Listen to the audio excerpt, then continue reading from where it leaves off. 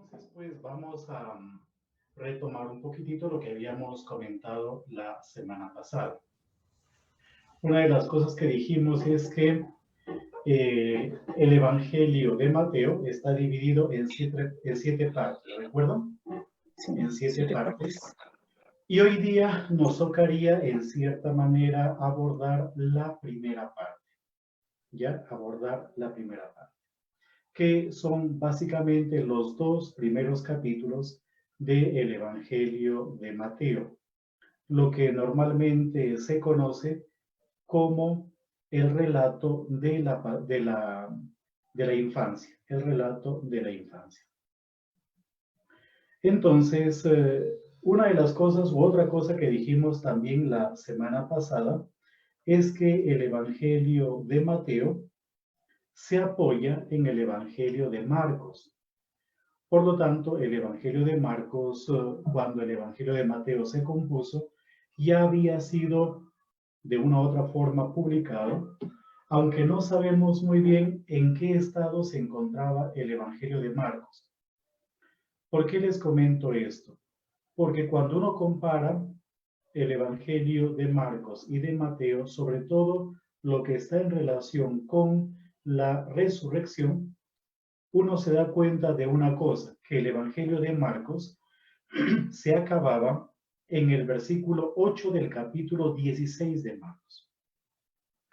Si tienen ustedes sus Biblias, se van a dar cuenta que en Marcos, capítulo 16, versículo 8, debe haber algún signo, o deben haber 3 puntos suspensivos, o debe existir también una nota al pie de página.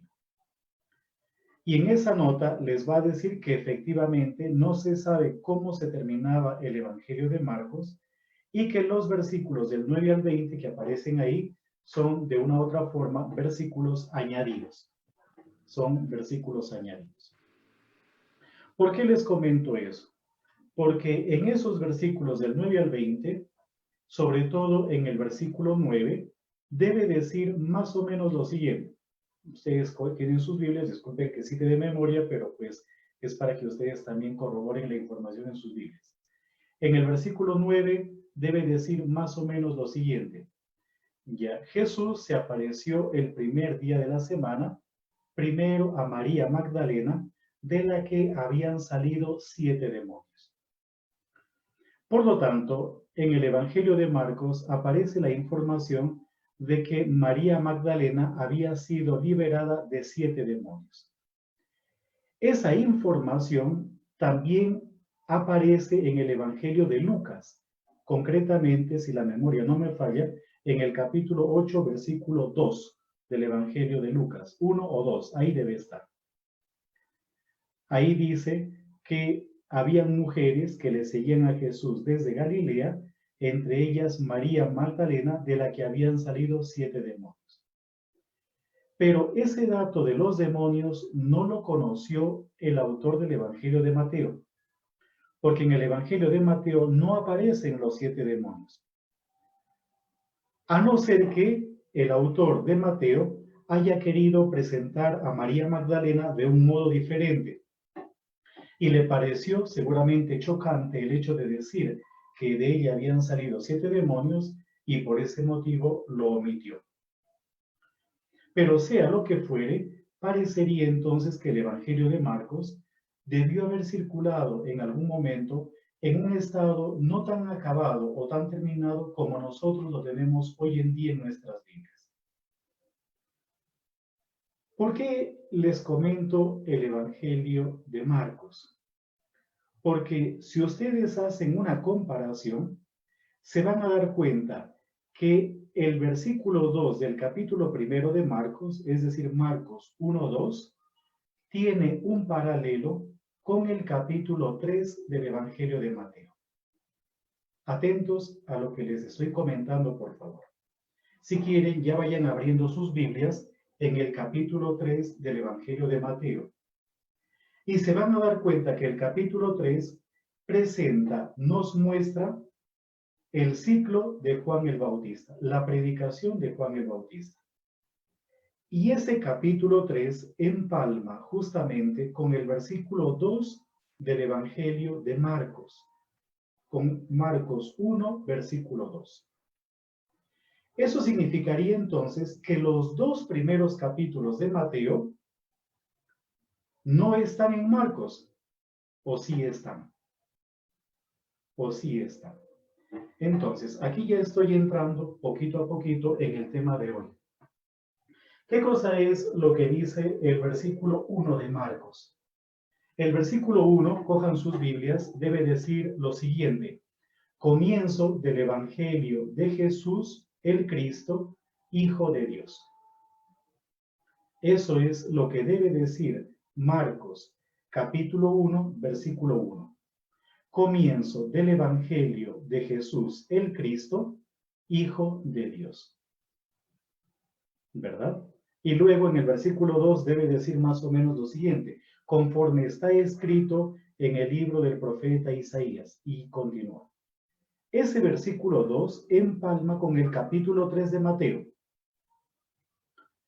Ahora, el Evangelio de Marcos es probable que se haya compuesto más o menos en el año 65-70 de nuestra era. Hacia el año 70 de nuestra era.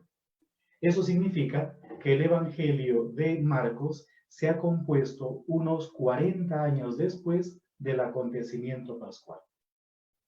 Y si el Evangelio de Mateo está bebiendo, tiene como una de sus fuentes al Evangelio de Marcos, entonces el Evangelio de Mateo debe ser más o menos del año 75. 75. Eso significa de que han pasado por lo menos unos 70 años del nacimiento de Jesús. Han pasado por lo menos 75, 80 años tal vez del nacimiento de Jesús. No vamos a entrar en esos detalles porque honestamente no saldríamos nunca de ese problema. Aunque si quieren podemos entrar, no hay ningún problema en realidad. Yo quiero hacer un paréntesis y contarles una cosa. Yo les puedo escribir la biografía de ustedes sin problemas en realidad. Por ejemplo, yo puedo escribir la biografía de todos ustedes de cuando eran niñitos, porque todos ustedes se parecen a cuando eran niñitos. Y nos parecemos, me incluyo yo también. ¿En qué sentido? En que más o menos un niñito a los 3 añitos, 4 añitos, ya es llevado al jardín. A los 6 años entra a la primaria. A los más o menos 11, 12 años termina la primaria y comienza la secundaria. Y más o menos a los 16, 17 años termina la secundaria. Debieron haber hecho su primera comunión cuando estaban en 6º grado de primaria o tal vez 5º grado de primaria, y debieron haber hecho su confirmación más o menos en el 4º o 5º grado de secundaria. Con algunas excepciones, yo estoy casi convencido que la mayoría de ustedes cumple con lo que acabo de decir. Cumple. ¿Ya? ¿Por qué les comento esto? Porque es aquí en donde ya comenzamos poquito a poquito a entrar en materia. Los relatos de la infancia que aparecen en el Evangelio de Mateo y en el Evangelio de Lucas no deben ser vistos como relatos históricos. Que esto quede bien claro, por favor. En pocas palabras, nunca sabremos qué fue lo que le sucedió a Jesús cuando era niñito. Nunca lo sabremos. Pero hay cosas que sí podemos saber, generalidades. Si es un ser humano, nace como nacen los seres humanos. ¿Verdad? Nace como nacen los seres humanos.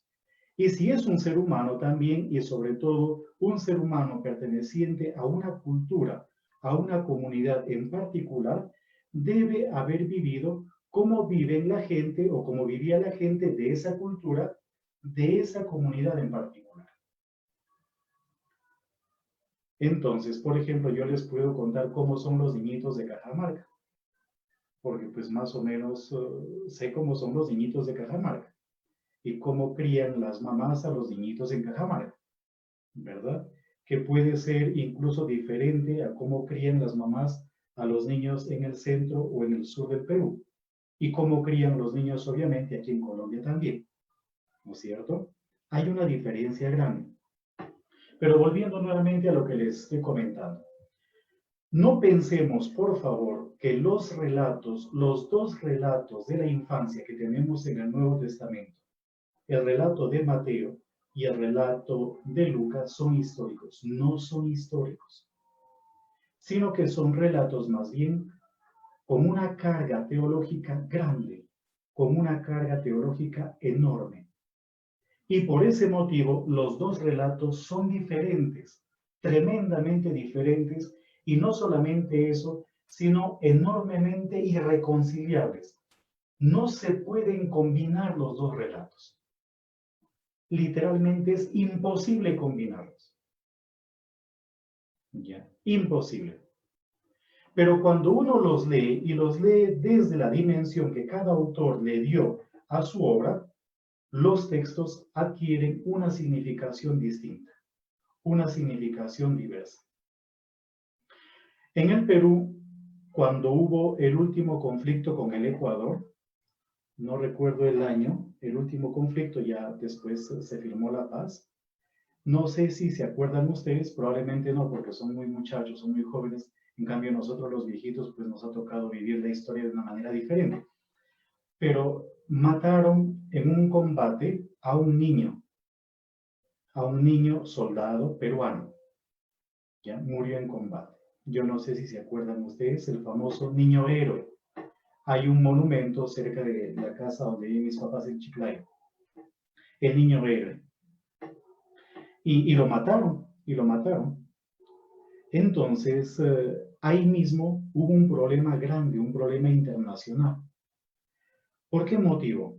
Porque el ejército peruano estaba enrolando niños. Yo no sé si ese chiquillo tenía 14 o 15 años, creo que. ¿Ya? Pero lo pueden buscar en internet. El ejército peruano estaba enrolando niños y metía niños en el ejército y los mandaba al combate. Hubo un problema serio en ese momento. Y los militares, para salir un poco del problema, ¿qué cosa fue lo que comenzaron a hacer? Una campaña en favor de el heroísmo de este niño y de presentar a este niño como un modelo para toda la juventud peruana, para toda la niñez peruana. Y le hicieron homenajes y a la familia también, y ceremonias y monumentos. Y de esa manera se acalló un poco esto que en el fondo era escandaloso. Un ejército que reclutaba niños para mandarlos a la guerra. Pero ¿a qué viene esto? Porque cuando comenzaron a hacer unos reportajes sobre este niño, iban, por ejemplo, al colegio, y esto lo pueden ver, me imagino, en internet, yo lo vi en los noticieros, iban al colegio y preguntaban a los papás, a los profesores, pues, que también son como los papás, ¿verdad? Y el niñito este, y el niño fulano de tal, y los profesores decían, él era un niño muy aplicado, un niño muy estudioso, un niño que amaba al Perú sobremanera y siempre nos decía a nosotros que quería entregar la vida por su país. Yeah. Siempre. Mi papá siempre dice que no hay novia fea ni muerto malo. Todas las novias el día del matrimonio son hermosísimas, para que el novio seguramente no piense otra cosa. Y los muertos, ¿qué muerto hay malo? Ni uno. Todos los muertos son buenos en realidad, no hay ni un solo muerto malo. ¿Verdad? Todos los muertos son buenos. Pero ¿a qué viene esto? A que comenzaban a leer la historia de este muchachito, la vida de este muchachito, desde el desenlace de la vida del muchacho. Y claro, todos los profesores, porque obviamente entrevistaban a los profesores de historia, los profesores decían, sí, es que siempre estuvo enamorado de los héroes, de Bolognesi, de Grau, de Alfonso Ugarte, y de esto y de lo otro, y de que por aquí, de por allá. Y claro, y él quería ser igual que ellos. ¿Ya? Y por ese motivo, pues se fue al combate y al final terminó muriendo porque quería ser como ellos y de verdad es un héroe. Entonces, volviendo nuevamente a lo nuestro. Los relatos de la infancia son en realidad tardíos. Porque, por ejemplo, el Evangelio de Marcos no tiene relato de la infancia. Y al mismo tiempo son, de una u otra forma, secundarios. Por ejemplo, el Evangelio de Juan no tiene relato de la infancia. Los relatos de la infancia han surgido seguramente en un contexto de curiosidad de la gente, de saber cómo era la vida de este Jesús.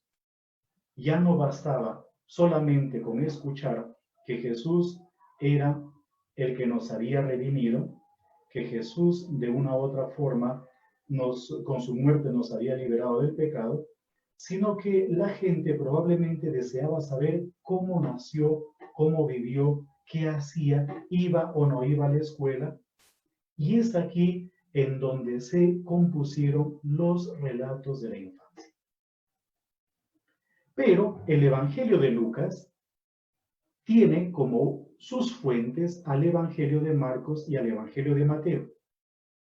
Cuando uno lee los tres evangelios en sinopsis, se da cuenta perfectamente que el autor del Evangelio de Lucas está utilizando a Mateo y a Marcos. Y aquí aparece un problema grande. ¿Por qué el relato de la infancia de Lucas es diferente al relato de la infancia de Mateo?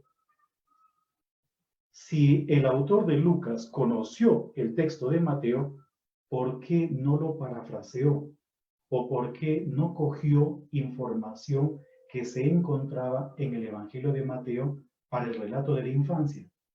Sino que decidió componer, escribir, redactar un texto totalmente diferente, pero totalmente diferente. Y resulta entonces de que los dos autores, Mateo y Lucas, no están escribiendo historia, sino que están haciendo teología. Esto ya lo digo por segunda vez. Están haciendo teología. ¿De dónde entonces están tomando el argumento? El argumento lo están tomando de Marcos, concretamente del capítulo 1, versículo 1 de Marcos. El primer versículo del Evangelio de Marcos. Ahí está el fundamento teológico de los relatos de la infancia, tanto de Mateo como de Lucas. ¿Qué cosa es lo que dice ese texto? Que ya lo hemos leído, pero lo digo nuevamente. Comienzo del Evangelio de Jesús, el Cristo, Hijo de Dios. Es decir, el autor del Evangelio de Marcos quiere que los lectores sepan quién es Jesús. Jesús es el Cristo. Y Jesús es el Hijo de Dios. Estas conclusiones no son conclusiones que se sacan a priori. Por ejemplo, ustedes no pueden decir de mí que yo soy un santo, porque todavía no me he muerto, ¿verdad? A lo mejor hasta hoy pues he sido muy santo, pero mañana puedo cometer algunos pecados, ¿no es cierto? Entonces, el desenlace de mi vida es lo que de una u otra forma va a decir quién soy yo en realidad. Por lo tanto, esas afirmaciones que encontramos en Marcos, de que Jesús es el Mesías o el Cristo, y que Jesús es el Hijo de Dios, es resultado de todo un proceso de comprensión, de reflexión en torno a la figura de Jesús. Por lo tanto, son posteriores. Ya, son posteriores. El hecho de decir que Él es el Hijo de Dios ya es producto de la reflexión. En un primer momento, la resurrección les chocó a ellos, como ya lo hemos hablado la semana antepasada, y luego ya comenzaron a ver quién podría ser este Jesús. Por lo tanto, esa afirmación de que Jesús es el Hijo de Dios ya es el resultado de un proceso de reflexión y obviamente de todo un camino dentro del cristianismo. De un camino dentro del cristianismo. Pero fíjense que ese versículo primero del Evangelio de Marcos, tiene una fuerza teológica tan grande que fue el que motivó a el que escribió Mateo y Lucas a componer los relatos de la infancia. Por lo tanto, los relatos de la infancia de Mateo y de Lucas, en el fondo lo que buscan es demostrarnos que Jesús es el Mesías y que Jesús es el Hijo de Dios. Tan simple como eso. De ahí que, nuevamente, los relatos de la infancia son redacciones posteriores, tardías, y no son hechos históricos. Lo digo, creo que por cuarta vez. No son acontecimientos históricos. Esto debe quedar bien claro. Ya, esto debe quedar bien claro.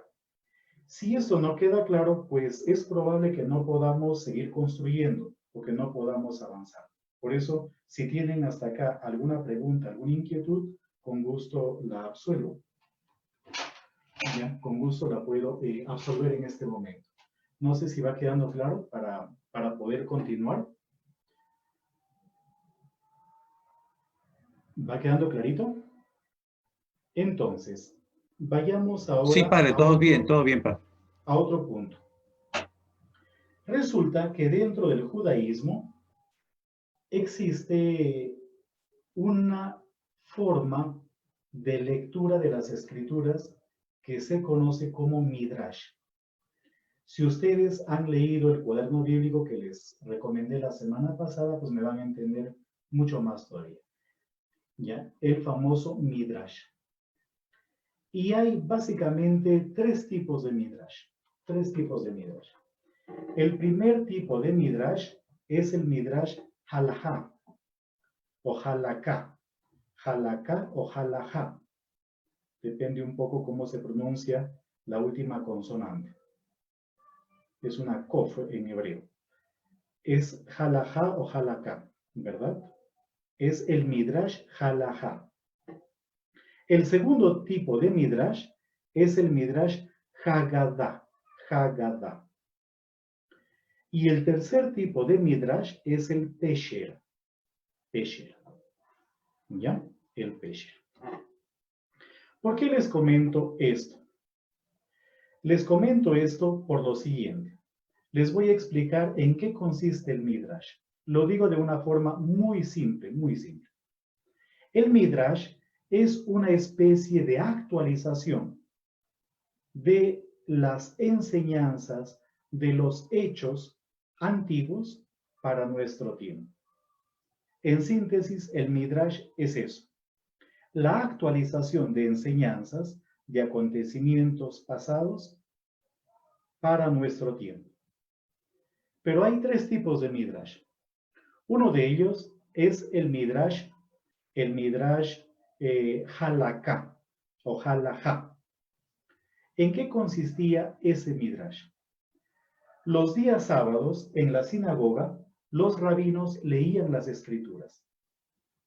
Sobre todo leían el Pentateuco, algún texto del Pentateuco, y acompañaban a ese texto del Pentateuco con otros textos de lo que para nosotros son libros históricos o libros proféticos.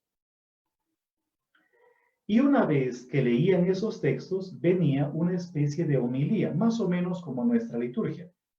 Nuestra liturgia es una copia también de la liturgia judía.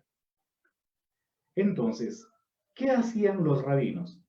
Los rabinos actualizaban lo que acababan de leer de manera que sea de utilidad a la gente en ese momento que estaban escuchando esa especie de homilía. Entonces, el Midrash Halakha consistía en actualizar leyes, la legislación antigua. Podríamos decir entonces que el Midrash Halakha es netamente legal o legalista. Tiene que ver con los cuerpos legales del Antiguo Testamento.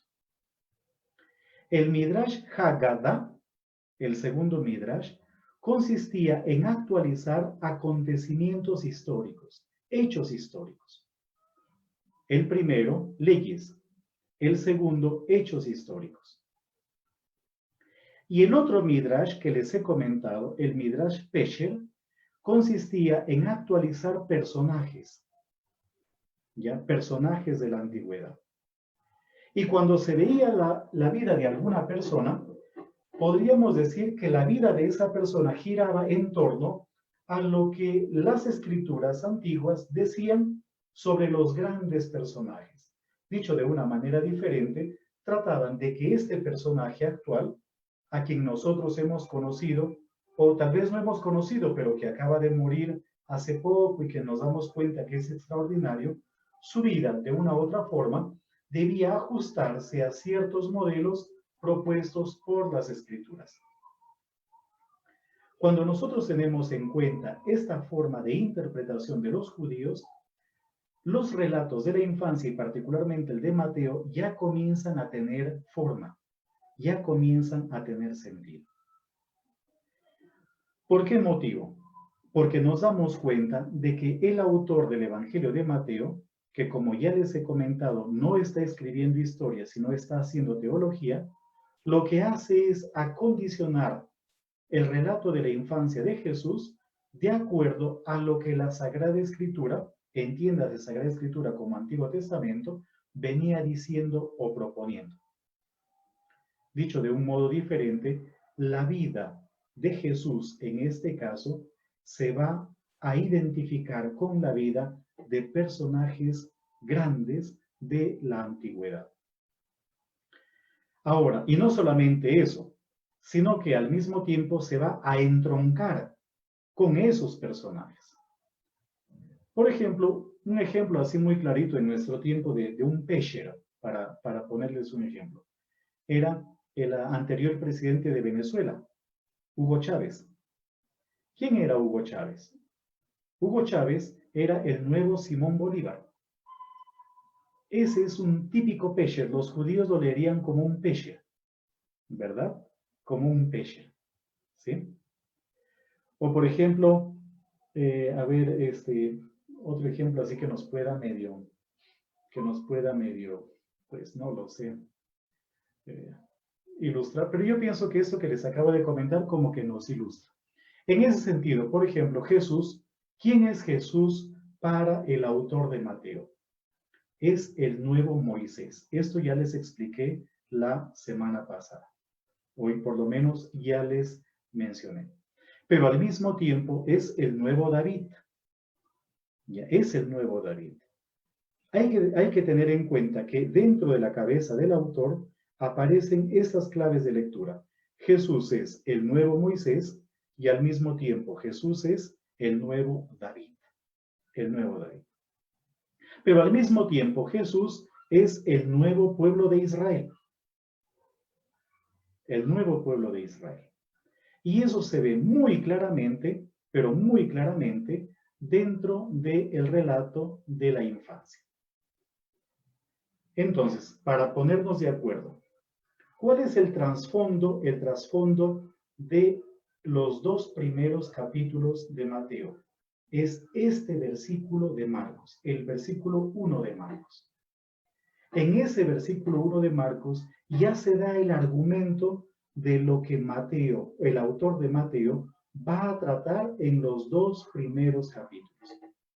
Es decir, Jesús es el Hijo de Dios, Jesús es al mismo tiempo el Mesías. Y vamos a añadir otro elemento. Jesús es un descendiente de David.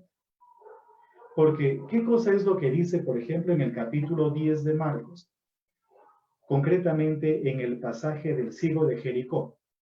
El ciego de Jericó, Bartimeo, hijo de Timeo, comienza a gritar: Jesús, hijo de David, ten compasión de mí. Jesús, hijo de David, ten compasión de mí.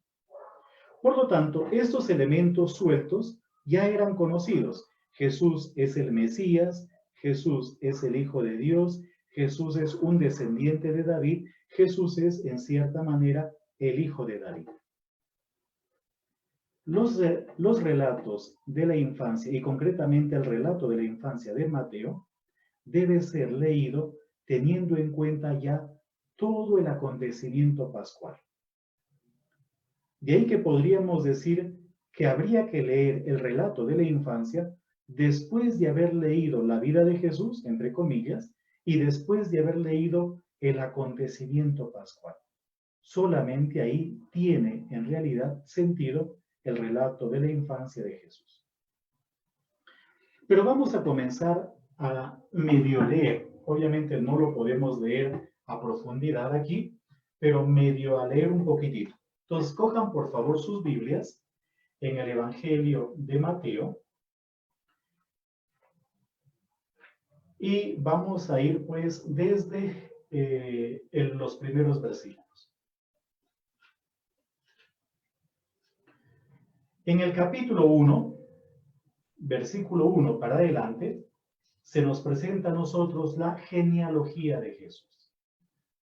Y miren cómo comienza. Genealogía de Jesús, Mesías, hijo de David, hijo de Abraham. Es evidente que el que está influyendo en esto es Marcos. ¿Qué cosa era lo que decía Marcos? Comienzo del Evangelio de Jesús, el Cristo, Hijo de Dios. ¿Qué cosa dice Mateo? Genealogía de Jesús, Mesías, o sea, de Jesús, el Cristo, porque la palabra Mesías es hebrea, Cristo es griego, hijo de David, hijo de Abraham. Ya nos está diciendo en ese primer versículo quién es Jesús. Para el autor de Mateo, Jesús es el Mesías o el Cristo, Jesús es el hijo de David y al mismo tiempo es el hijo de Abraham. Eso ya se nos dice. Lo mismo sucede con el Evangelio de Marcos. El que comienza a leer el Evangelio de Marcos y lee el versículo 1, que no es versículo 1. En realidad lo que nosotros tenemos como versículo 1 es el título del libro en el Evangelio de Marcos. Hago un pequeño paréntesis. Yo no sé si ustedes han leído El Quijote de la Mancha, pero cuando ustedes leen El Quijote de la Mancha dice más o menos lo siguiente. En un lugar de la Mancha cuyo nombre no me viene a la memoria, no muy lejos de aquí, había un hombre que de tanto leer libros de caballería se le secaron los sesos. Eso dice justo al comienzo del Quijote de la Mancha. Por lo tanto, el lector sabe, desde que comienza a leer, que el que es el protagonista de esa obra está totalmente loco. Por lo tanto, son las aventuras de un loco. Lo mismo sucede en Marcos.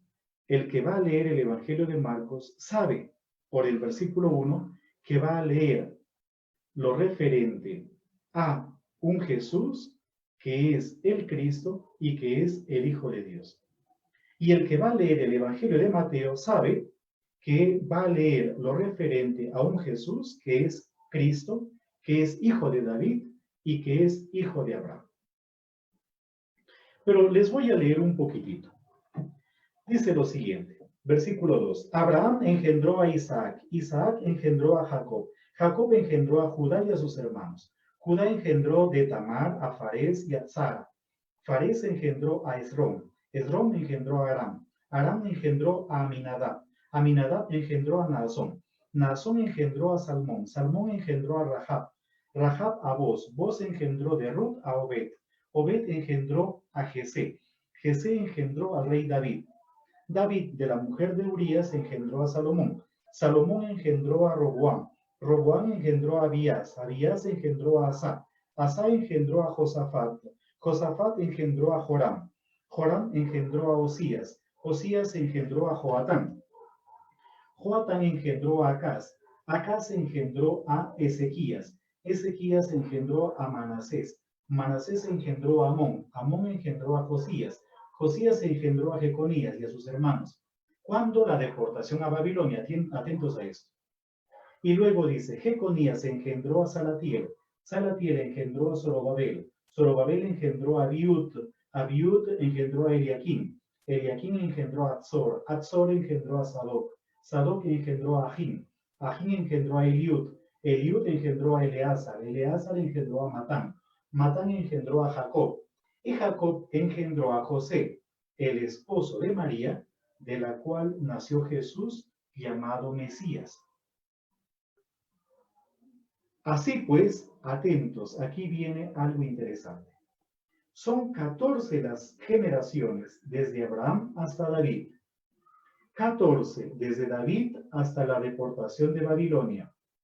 Y 14 desde la deportación de Babilonia hasta el Mesías. Fíjense que es una genealogía tremendamente perfecta. Hay 14 desde Abraham hasta David, 14 desde David hasta la deportación a Babilonia y 14 desde la deportación de Babilonia hasta Jesús.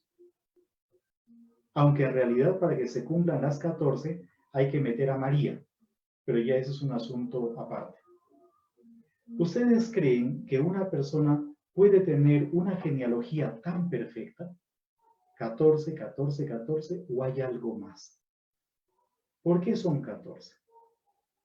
No nos olvidemos que el autor del Evangelio de Mateo es probablemente un judeocristiano, un judío convertido al cristianismo, porque conoce muy bien el judaísmo, conoce muy bien las tradiciones judías y parece que tiene una pequeña biblioteca conformada por textos del Antiguo Testamento, sobre todo del profeta Isaías, aunque también de Ruth y obviamente del Pentateuco, y algunos salmos, obviamente, que le están sirviendo para obtener de allí los insumos que le permiten componer su obra. Pero la primera pregunta es, ¿y de dónde está tomando el autor esta información? ¿De dónde está tomando? Pues yo les invito a que vayamos al libro de Ruth, al final del libro de Ruth. Miren lo que dice el final del libro de Ruth. Estos son los descendientes de Pérez. Pérez engendró a Hezrón.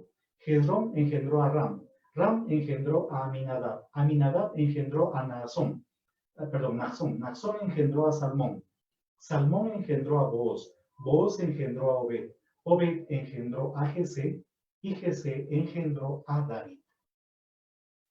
Una parte de la genealogía lo toma justamente de allí. ¿Ya? Pero también va a tomar, por ejemplo, va a tomar de los libros de los reyes y de los libros de las crónicas. Podríamos decir entonces que el autor está presentándonos a nosotros una genealogía artificial, teniendo en cuenta, obviamente, algunos textos bíblicos, en este caso, lo que les acabo de mostrar, el libro de Ruth, pero también de otros textos más, como Reyes, Crónicas. Ahí aparecen listas igualmente genealógicas. Para los judíos es muy importante la genealogía. ¿Ya? Es muy, pero muy importante la genealogía para los judíos. Y lo que en el fondo está haciendo el autor de Mateo es demostrándonos de que Jesús es un verdadero judío, anclado en la tradición judía. Pero no solamente eso, sino que hay todo un elemento simbólico detrás. Todo un elemento simbólico. El número 14 no es un número 14 solamente. El número 14 es un nombre en realidad. Es un nombre. Yo les voy a proyectar una plantilla de Paint, ¿ya? Una plantilla de Paint les voy a proyectar porque quiero mostrarles una pequeña cosa. En hebreo no hay números arábigos, porque los números arábigos fueron inventados pues por los árabes. ¿Ya? A ver, aquí está. Muy bien. Entonces, ya están viendo ustedes una plantilla de Paint. Y miren, en hebreo las letras también son números. Las letras también son números. Por lo tanto, aquí tienen ustedes, eso debería ser una línea. Esta es la Dalet. ¿Ya? La Dalet. Esta de acá es la Vav. Debería ser un recto también. Y luego tenemos otra vez una Dalet. Ahí está el nombre de David. Ese es el nombre de David. ¿Ya? Son 3 letras, obviamente en hebreo, y leyéndolo, leyéndolo en este sentido, de esta manera, de derecha a izquierda. En hebreo, las letras también son números. En ese sentido, la Dalet tiene como valor 6. Perdón, 6 no, 4. ¿Ya? 4. La Vav tiene un valor de 6. Y la última letra, que es la misma de la primera, tiene un valor de 4. Por lo tanto, 4 más 6 más 4 igual 14. Dicho de una manera diferente, el número 14 no es 14 en realidad. El número 14 está diciéndoles por todos los lados a los lectores, David, David, David. Está en relación con David. Es decir, como ya nos dijo justo en el versículo primero, Jesús, hijo de David, hijo de Abraham. Por lo tanto, Jesús es descendiente de David. Pero no solamente es descendiente de David, sino que Jesús es al mismo tiempo descendiente de Abraham. Marcos no llega hasta ese punto. Marcos, en este pasaje del ciego de Jericó, dice Jesús, hijo de David, ten compasión de mí. Pero para el autor de Mateo, que es consciente de que el judaísmo comienza con el padre Abraham, lo emparenta con Abraham. Jesús es entonces un descendiente directo del padre del judaísmo. Del padre del judaísmo. Muy bien, pero ¿qué cosa es lo que sucede? Luego viene el nacimiento de Jesús. Y fíjense que el protagonismo lo ocupa en cierta manera José, a diferencia de Lucas, en donde el protagonismo lo ocupa la madre de Jesús, María. Aquí el protagonismo lo ocupa José. Y José se da cuenta de que el hijo que está esperando su prometida, su esposa, pero que se encuentra dentro de la primera etapa del matrimonio, no es de él. No es de él.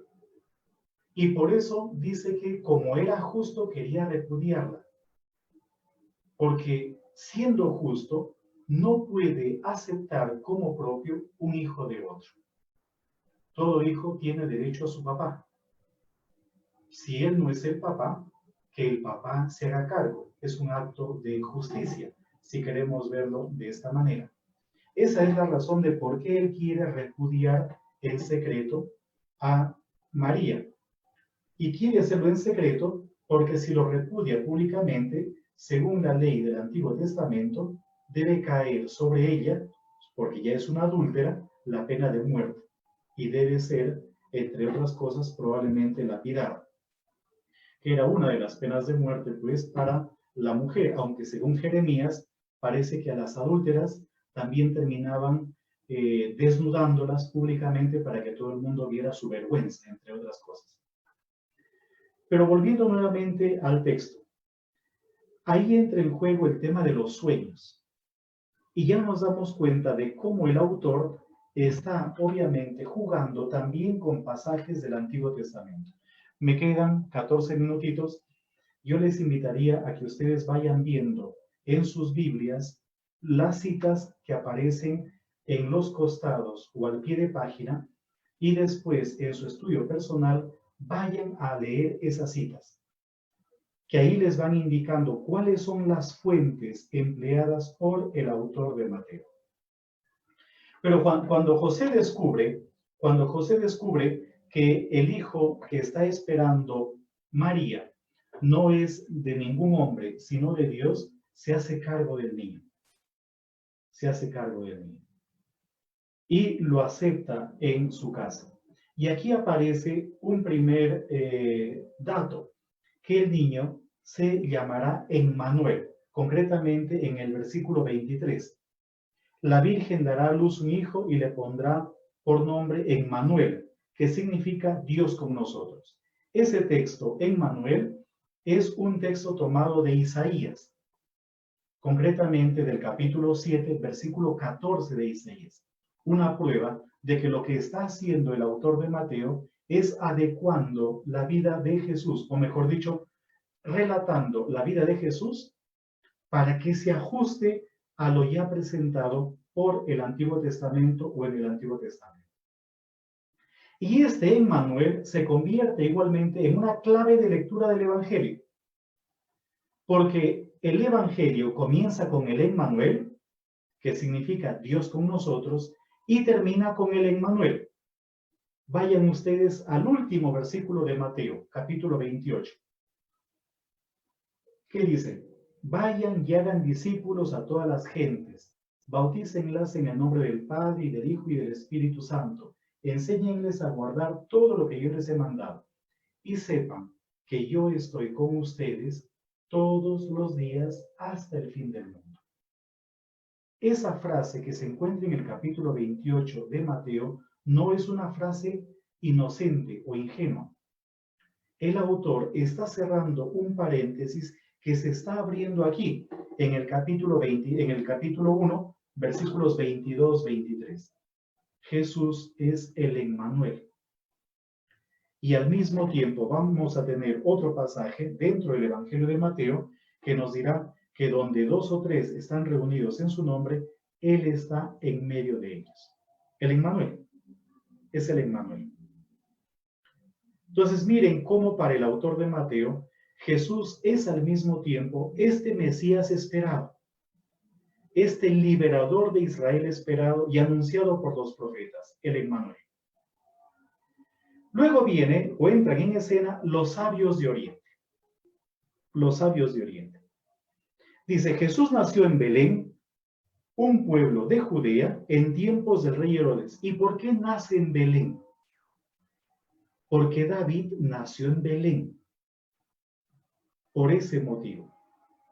Y como David nació en Belén, el descendiente por excelencia de David no puede nacer en otro lugar. Tiene que nacer en Belén. El autor del Evangelio de Lucas va a presentarnos otro relato, el de un censo. Un censo en la época del emperador, en época del gobernador Quirino, siendo Poncio Pilato gobernador de Judea. ¿Ya? Aquí no, pero se nos dice que Jesús nació en Belén. Es la primera vez en que se dice que Jesús nace en Belén. En Marcos no se menciona. Y parece que Jesús no nació en Belén. Es probable que haya nacido en Nazaret. De ahí que este relato lo que está buscando es que por todos lados se vea a Jesús como un descendiente directo de David, hasta el punto de que nace incluso en el mismo pueblo. ¿Qué significa Belén? Betlehem en hebreo. Significa la casa del pan. La casa del pan. Y vamos a leer un poquitito el texto. Aunque, ¿por qué les menciono lo de la casa del pan? Porque en el Evangelio de Lucas, Jesús nace, es envuelto en pañales y es acostado. ¿Dónde es acostado? Si me dicen pesebre está mal. Jesús no es acostado en un pesebre en el Evangelio de Lucas. Jesús es acostado en un tragadero, en un comedero. En italiano hay un término para eso, es la mangiatoia. La mangiatoia. ¿Qué cosa es la mangiatoia? Es una batea en donde se le colocaba el alimento a las bestias. Es decir, que todo eso es también netamente simbólico, porque Lucas va a jugar con el nombre de Belén, que significa casa del pan, y nos presenta a Jesús como el pan por excelencia, como el alimento por excelencia. Por eso lo dejaremos para dentro de 2 años, cuando se lea el Evangelio de Lucas. Ahora nos están diciendo que leamos Mateo. Volviendo nuevamente al texto, vienen unos sabios de Oriente.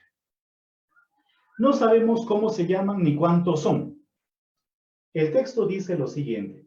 Jesús nació en Belén, en un pueblo de Judea, en tiempo del rey Herodes. Esto, por ejemplo, es mentira. ¿Por qué es mentira? Porque cuando Jesús nació, es probable que el rey Herodes ya llevase muerto entre 5 a 6 años. ¿Ya? Entre 5 o 6 años ya llevase muerto. Pero, ¿por qué está entonces el autor haciendo este juego? Y él sabe que lo está haciendo. Porque él está jugando con 2 reyes. él está jugando con Herodes, que no era rey, sino alguien que usurpó el reinado, que a punte de matanzas se adueñó del reino, matando incluso a sus propios hijos. Y el otro rey es Jesús, que sí es un rey de verdad. Lo que está haciendo en el fondo Mateo es contraponiendo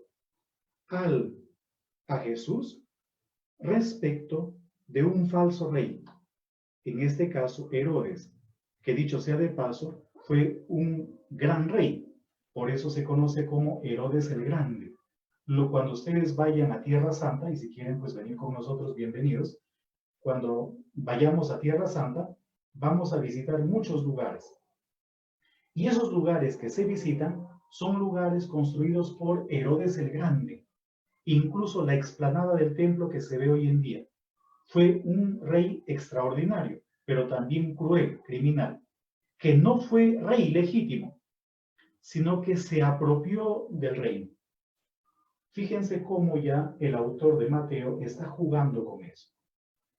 Y luego vienen los sabios de Oriente, se presentaron en Jerusalén preguntando, ¿dónde está el rey de los judíos que acaba de nacer? Hemos visto su estrella en el oriente y venimos a adorarlo. Normalmente el oriente era visto como el país, el lugar de los sabios para los judíos. Porque no nos olvidemos que las más grandes potencias o culturas hasta ese momento habían surgido en el oriente, en Mesopotamia.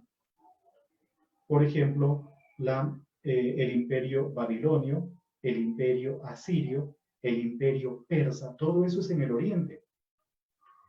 Y una de las actividades principales de los sabios era el estar permanentemente mirando los astros, porque de esa manera se arrancaban oráculos a los dioses. Pero la observación o contemplación de los astros permitía, como les comenté la semana pasada, elaborar calendarios, organizar calendarios.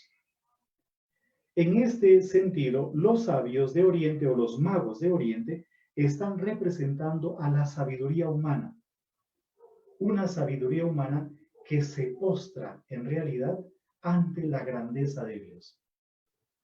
Y luego viene pues la masacre de los inocentes. Pero primero los regalos de estos reyes o de estos magos. Reyes no, de estos magos. Los regalos son tres: oro, incienso y mirra, que también son simbólicos y que están en relación obviamente con lo que es Jesús. El oro era el regalo que normalmente se le daba a un rey. El incienso era la ofrenda que se le hacía a un dios. Y la mirra normalmente servía para embalsamar los cadáveres. Es decir, que detrás de los regalos o de los presentes se esconde una especie de confesión o de profesión de fe. Este Jesús que acaba de nacer es al mismo tiempo un rey, es un dios y es un cadáver. Esto debe ser leído después, obviamente, de la comprensión del acontecimiento pascual. Pero aquí viene o entra en escena Herodes, a quien es presentado en toda su crueldad, masacrando, matando a niños inocentes. Es evidente que el autor tenía información de la crueldad del rey. Y este texto es un poco caricaturesco, se está burlando. En primer lugar, Herodes no es un rey, es alguien que tiene un ejército poderoso que se ensaña con niños. Mientras que lo más débil termina siendo, con Dios, lo más fuerte. Un niño que ni siquiera puede hablar, que recién está en pañales, termina desafiando a todo un reino.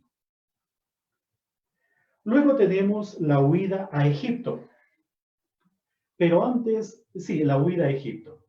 ¿Ya? Vamos a leer un poquitito. Dice, cuando se fueron, el ángel del Señor se apareció en sueños a José y le dijo, levántate, toma al niño y a su madre y huye a Egipto. Quédate allí hasta que yo te avise, porque Herodes va a buscar al niño para matarlo. José se levantó de noche, tomó al niño y a su madre y partió hacia Egipto, donde permaneció hasta la muerte de Herodes. Aquí, por ejemplo, tenemos a un Jesús que es presentado como el nuevo pueblo de Israel. Lo que en el fondo está haciendo es mostrándonos el descenso o la ida a Egipto. Está releyendo el Antiguo Testamento, toda la historia del pueblo judío. Así como José y los hermanos de José fueron a Egipto y al final todo el pueblo estuvo en Egipto, Jesús está ahora en Egipto. El autor está entonces reescribiendo la historia de Israel en Egipto. Y luego, miren el versículo 16. Entonces Herodes, viéndose burlado por los magos, se enfureció tanto que mandó matar a todos los niños de Belén y de todos sus alrededores que tuvieran menos de 2 años, conforme la información que había recibido de los sabios. Así se cumplió lo anunciado por el profeta Jeremías. Se ha escuchado en Ramá un clamor, un gran llanto y lamento. Es Raquel que llora por sus hijos y no quiere consolarse porque ya no existen. Ese texto está tomado del libro de Jeremías, capítulo 31, versículo 15, y no es ingenuo. Ese texto es un texto intencional. ¿Por qué motivo? Porque el profeta Jeremías vivió en el momento de la deportación a Babilonia. Ese texto de Jeremías no tiene nada que ver con la masacre de los inocentes, sino que tiene que ver con las matanzas que hicieron los babilonios cuando conquistaron a los judíos. Pero, ¿por qué el autor lo coloca aquí? ¿Por qué lo coloca aquí? Tiene obviamente su razón de ser. Y la razón de ser, pues ya no les puedo decir porque son las 4 y el tiempo se acabó. Me han dicho que hable solamente hasta las 4. Lo siento mucho, pero órdenes son órdenes si no me llaman la atención. Mentiras, mentiras, que sí les voy a decir. ¿Qué me importa que me llamen la atención? Entonces, volvamos nuevamente a lo que les estaba comentando. ¿Qué cosa es entonces lo que está haciendo el autor? El autor está colocando un texto que está en relación con otra tragedia del pueblo judío. Es decir, el pueblo judío ha pasado por 2 grandes tragedias. Una de esas tragedias es la esclavitud en Egipto, que se va a convertir en modelo de esclavitud. Por ejemplo, cuando ustedes leen los libros proféticos, es evidente que los profetas pues vivieron después del exilio, o mejor dicho, el ingreso en la tierra prometida debe ser ubicado hacia el año 1000 antes de Cristo, hacia el año 1000 antes de Cristo, 1100 antes de Cristo. Los profetas son de más o menos el siglo VII u VIII antes de Cristo. Algunos, porque tenemos profetas preexílicos, tenemos profetas exílicos y profetas postexílicos, porque la deportación a Babilonia se dio en el siglo VI antes de Cristo. En el siglo VII se dio una deportación y en el siglo VI se dio otra deportación. Pero, por ejemplo, cuando ustedes leen a los profetas preexílicos, permanentemente les están diciendo a ustedes, o a ustedes no, sino a los que se dirigen ellos, que si ustedes no cambian de vida, van a volver nuevamente a Egipto. Pero no es que van a volver a Egipto, sino que la palabra Egipto o esa figura volver a Egipto quedó como sinónimo de esclavitud. Egipto entonces representa para los judíos la esclavitud por excelencia. La esclavitud por excelencia. Los profetas hablan permanentemente de volver a Egipto si no se portan bien. Es decir, no es que van a volver a Egipto, sino van a volver a un estado de esclavitud. En ese sentido, ¿qué está haciendo el autor del Evangelio de Mateo? Lo que él está haciendo es presentando en este relato de la huida a Egipto dos grandes tragedias del pueblo judío. Una de esas tragedias es la esclavitud en Egipto y la otra tragedia es la deportación a Babilonia. Y Jeremías ahora sí tiene sentido y tiene su razón de ser. Y ya sabemos de por qué justamente aparece en este texto. Es decir, el autor no está escribiendo historia. El autor está releyendo o reescribiendo la historia, pero teniendo en esta ocasión como protagonista a Jesús. Pero hay un elemento más. Es verdad que nosotros tenemos información de que Herodes el Grande fue un rey cruel, un rey sanguinario que mató incluso a sus propios hijos y mató incluso a sus propias mujeres. Eso está tremendamente documentado. Pero ya les he comentado a ustedes que el rey Herodes murió antes de que Jesús naciese. Por lo tanto, es imposible que se haya dado esa escena de la matanza de los inocentes. Pero, ¿por qué compuso ese relato de la masacre de los inocentes? Porque nos está presentando a Jesús como el nuevo Moisés. Y en ese sentido, podríamos decir que este relato de la infancia es un Midrash Haggadah, es decir, un Midrash en donde se están recreando historias antiguas, pero al mismo tiempo es un Midrash Pesher, porque se está acogiendo, en este caso, a un personaje del Antiguo Testamento, aunque hay otros más, pero sobre todo un personaje del Antiguo Testamento, y es presentado justamente como el nuevo Moisés. ¿Qué fue lo que sucedió con Moisés? Pues resulta, según el libro del Éxodo, que los egipcios, viendo cómo los israelitas se iban multiplicando, decidieron dar una ley, que si eran mujeres las dejasen con vida y si fuesen hombres, varones, los arrojasen al río Nilo. Esa fue la ley. Y es así entonces como a Moisés lo van a salvar. Ya, lo van a salvar. ¿De qué manera? Primero la mamá lo ocultó, pero cuando ya no pudo ocultarlo más, lo que hizo fue elaborar una canacita de papiro, de mimbre, metió a Moisés dentro de la canacita y lo soltaron cuando la hija del faraón estaba bañándose. Y es así como Moisés va a terminar pues siendo criado, educado en la corte del faraón.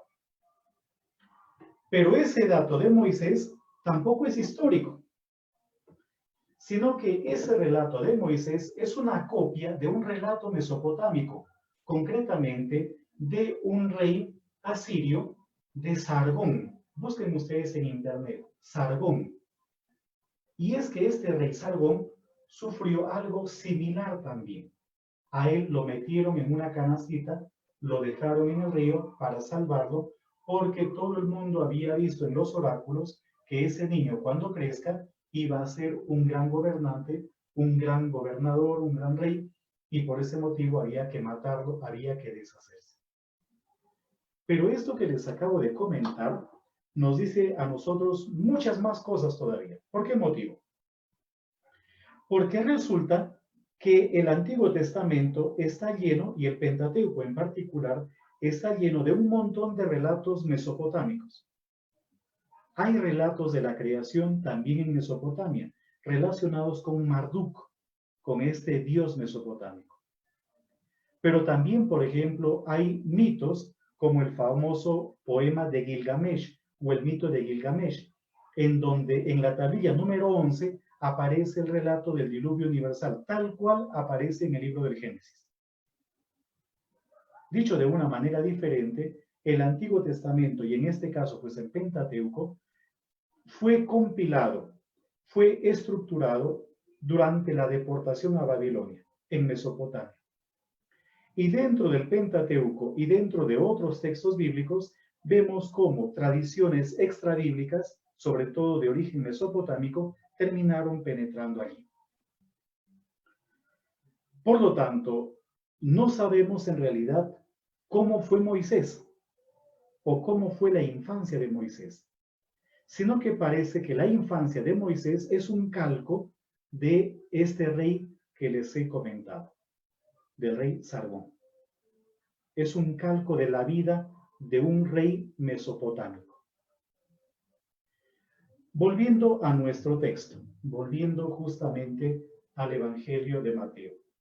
¿Qué está haciendo entonces el autor de Mateo? Nos está presentando a nosotros a Jesús como el nuevo Moisés. Así como Moisés fue salvado de las aguas con todo lo que ya les he comentado, Jesús es salvado también de la ira, del poder, de la prepotencia, de la bravuconada de un rey tirano, que además, como ya les he comentado, no era rey, sino era un falso rey, un rey tirano. ¿Ya? Un rey tirano. Y al mismo tiempo, pues, está reescribiendo justamente la historia de Israel. Pero volvamos nuevamente al texto. En el versículo 19, cuando murió Herodes, el ángel del Señor se apareció en sueños a José en Egipto y le dijo, levántate, toma al niño y a su madre y regresa a la tierra de Israel, porque han muerto los que atentaban contra la vida del niño. José se levantó, tomó al niño y a su madre y regresó con ellos a la tierra de Israel. Pero al oír que Arquelao, que terminó siendo peor que el papá, eso sí es histórico también, que Arquelao reinaba en Judea como sucesor de su padre Herodes, tuvo miedo de ir allí. Entonces, avisado en sueños, se retiró a la región de Galilea y se fue a vivir a un pueblo llamado Nazaret. De esta manera se cumplió lo anunciado por los profetas, que sería llamado Nazoreo. Y aquí hay un juego de palabras, porque por un lado está el nazareno. Jesús es nazareno en realidad, porque él es de Nazaret, del norte, él es norteño. Pero aquí utiliza una expresión nazoreo, que está en relación con los consagrados, con la manera como se consagraban a los niños en el Antiguo Testamento. Entonces, el autor de Mateo está jugando con el nombre de Nazaret, pero al mismo tiempo con la realidad de consagración de los niños. Por ejemplo, Sansón era un nazir.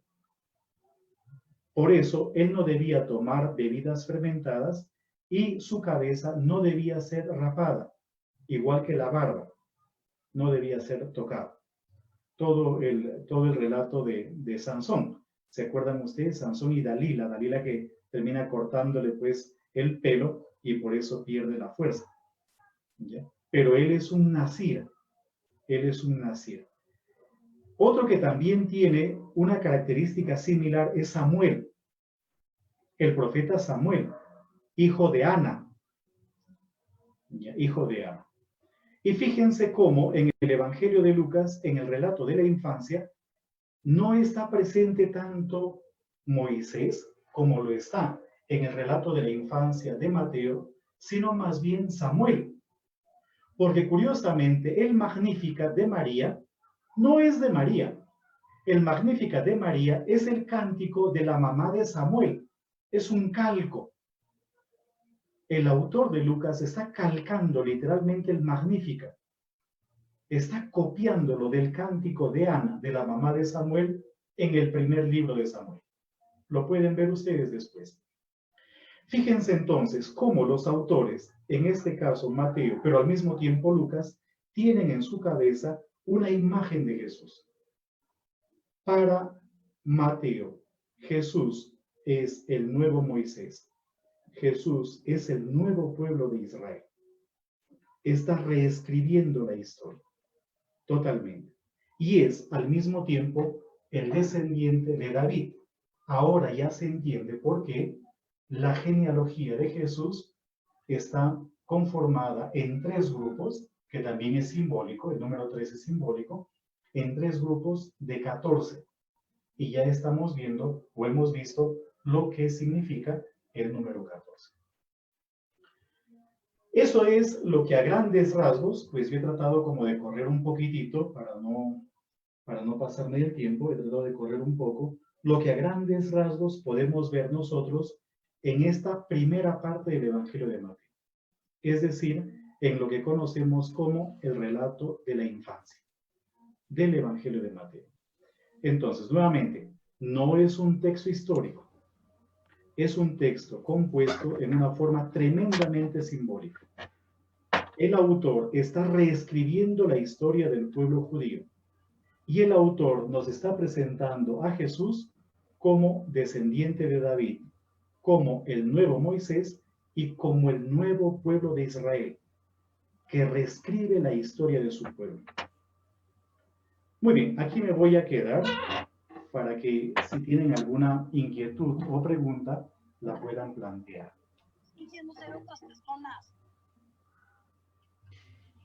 Padre, Sí, tenemos algunas preguntas que he recogido del chat. La número 1 es, el texto de infancia de Jesús en Lucas capítulo 2, versículo 41, ¿debe entenderse que es una teología debido a sus fuentes? Lucas 2, capítulo... Versículo 41.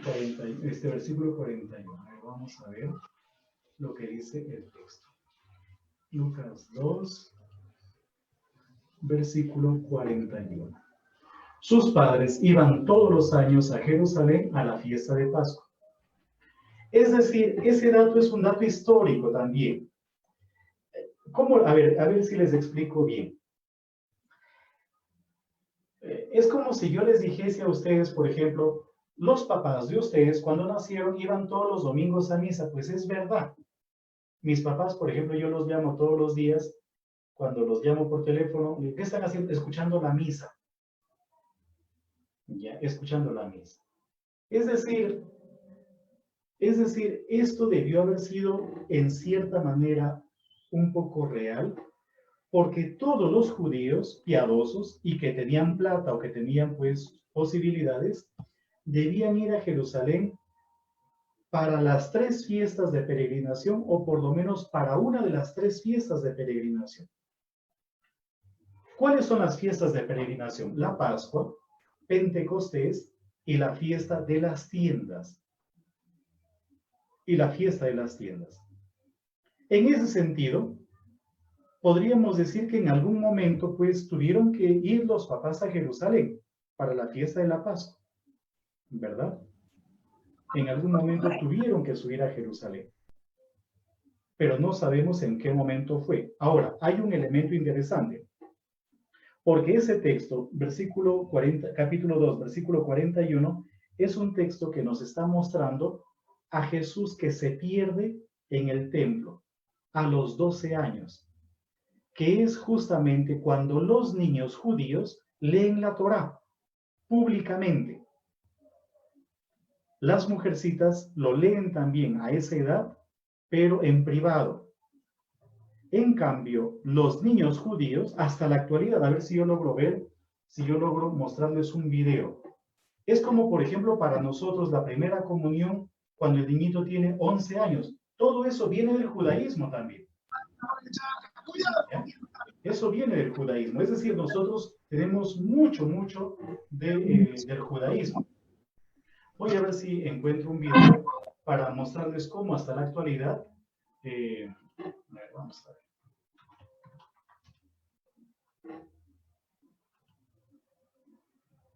A ver.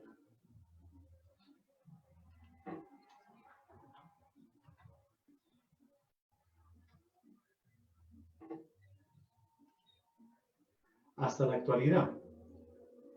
Y lo voy a buscar en el Muro de los Lamentos.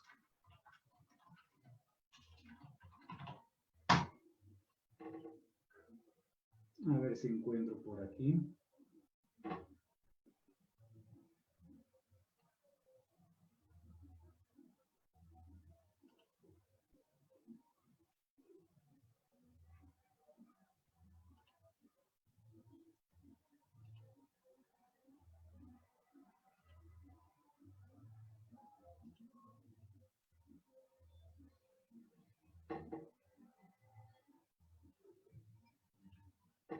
Miren, aquí encontré un video.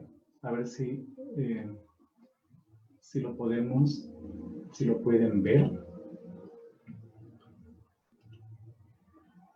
Me dicen si escuchan, aunque creo que voy a tener que modificar aquí el tema del audio. A ver.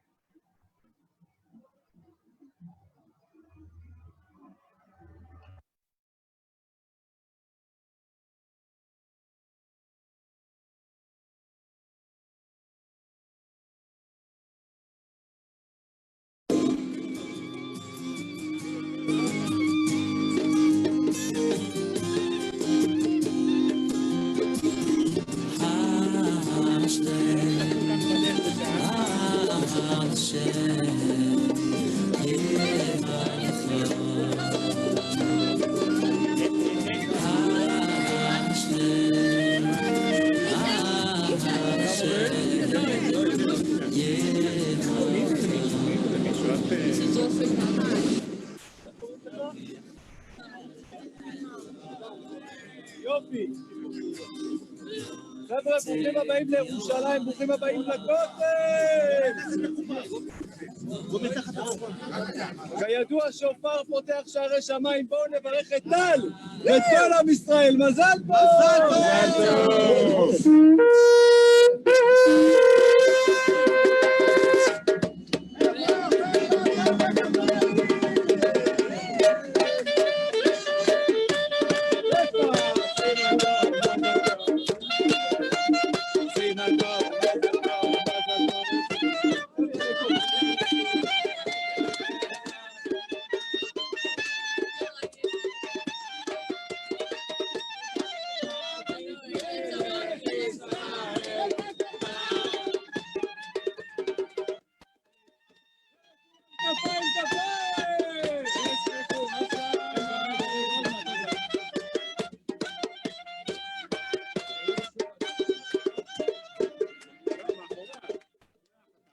תיכנס שם, תתקמות.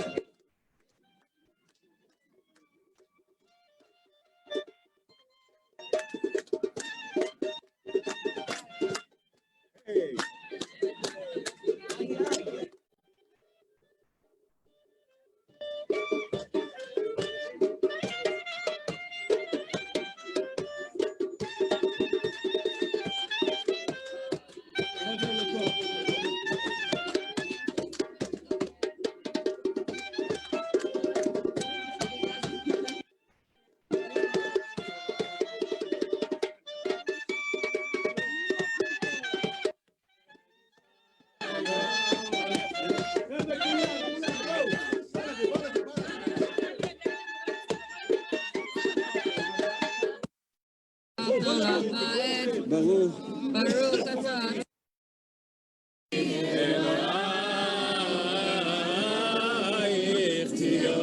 מי שברך אבותינו אברהם, יצחק ויעקב, הוא יברך את ברוך בן מרדכי פרץ,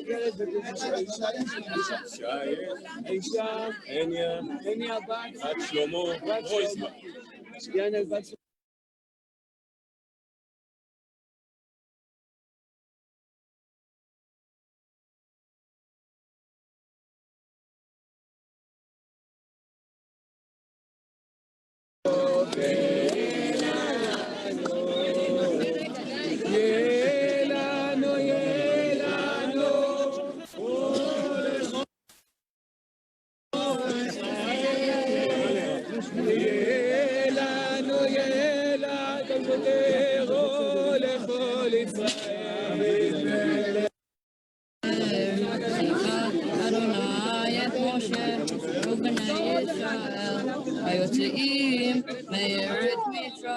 איזה יופי, ברוך אתה, ברוך אתה.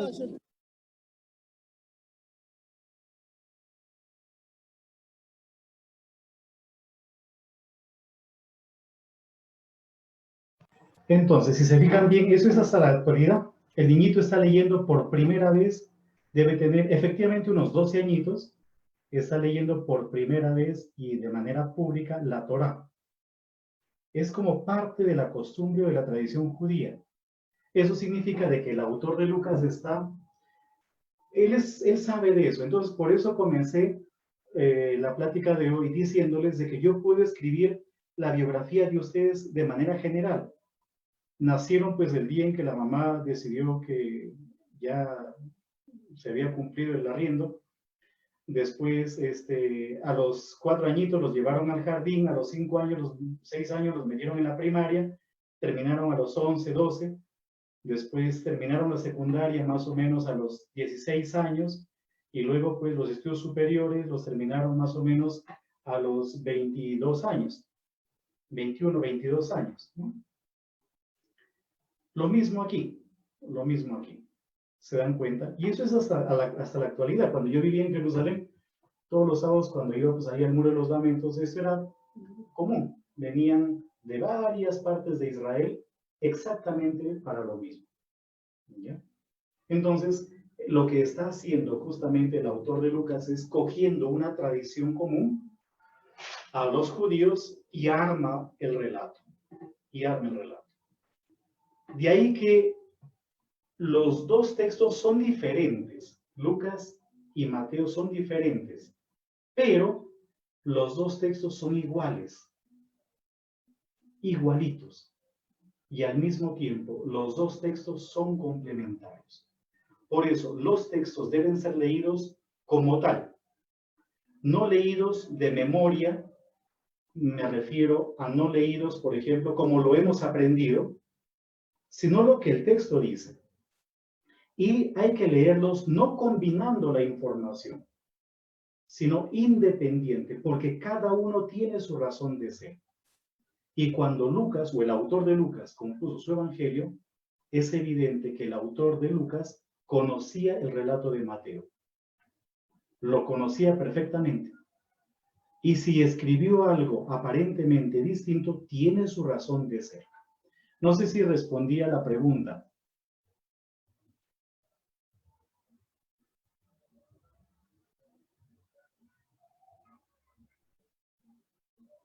Pues no les escucho, les cuento.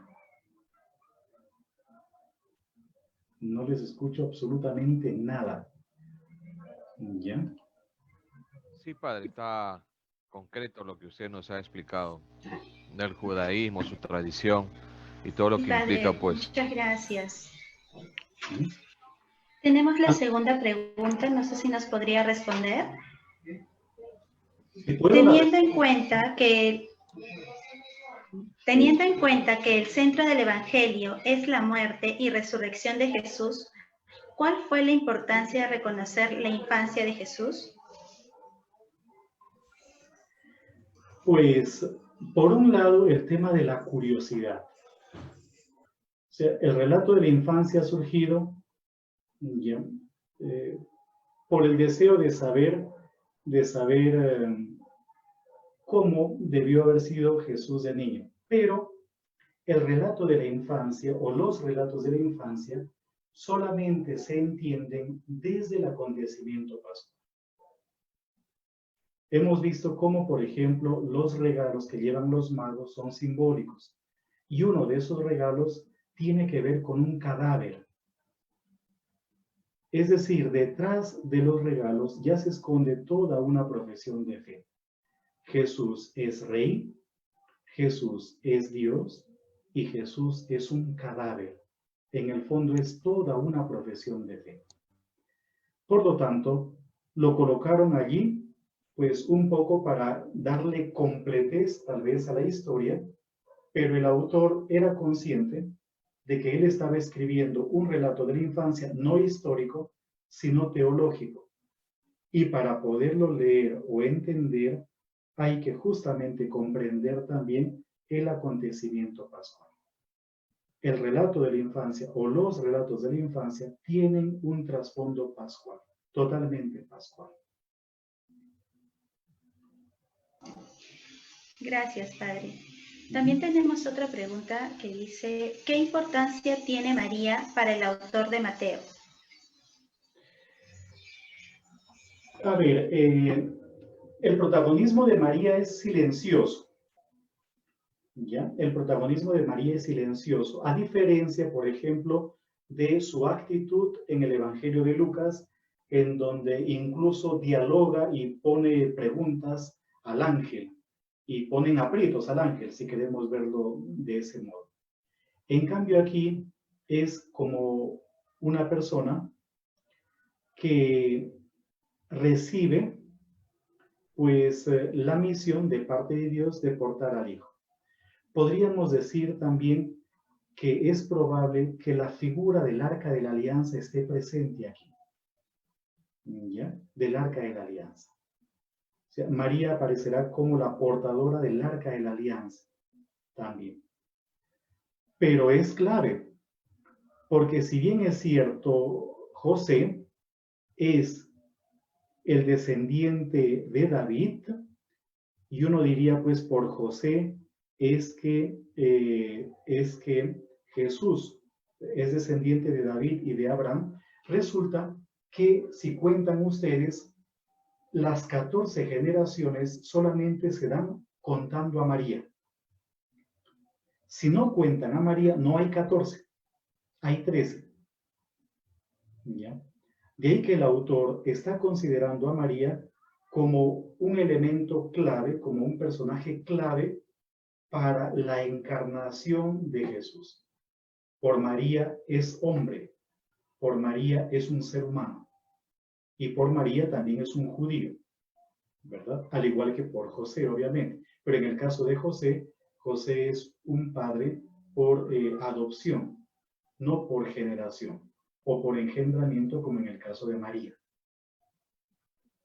María sí es madre de verdad, pero José no.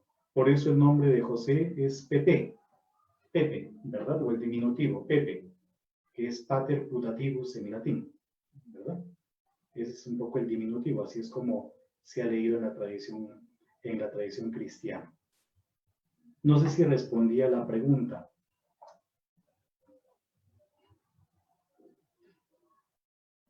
¿Alguna otra inquietud? Ernesto. Sí, padre, hay bastantes preguntas. Tenemos aquí para rato, tenemos bastantes inquietudes. El tema ha estado bien interesante y de verdad que tenemos mucho que investigar. De verdad, hay mucho que investigar. Creo que tenemos como unas 15 preguntas, ¿no, Brenda? Ahí. Y creo que vamos a tener que copiarlas y pasarlas al padre para poder responder por correo, para que todos los profesores tengan una respuesta más acertada. Queremos agradecerle, Fray, por esta charla de hoy día, por este Evangelio de San Mateo, por todo esto que nos han narrado.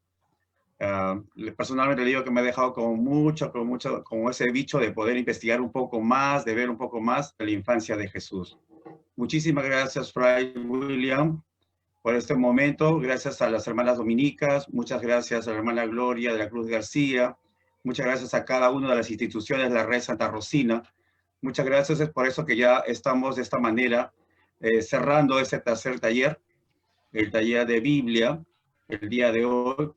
Y no sé si hubiese alguna palabra más, algún mensaje más, pero queremos desearles a todos el bien, lo mejor posible. Muchísimas gracias. Los dejamos con un video también muy importante sobre ese taller que estamos llevando. Muchas gracias nuevamente. La próxima semana, un saludo cariñoso para toda la red educativa. Para la próxima semana entramos en la primera parte del Pentateuco de Mateo, o la segunda parte del Evangelio de Mateo, que iría, a ver si se acuerdan ustedes, del capítulo 3 hasta ¿cuánto? El 3 al 7. 3 al 7. Eso, del 3 al 7. ¿Ya? Del 3 al 7. Entonces, para la siguiente semana, vengan leyendo toda esa porción de texto, del 3 al 7.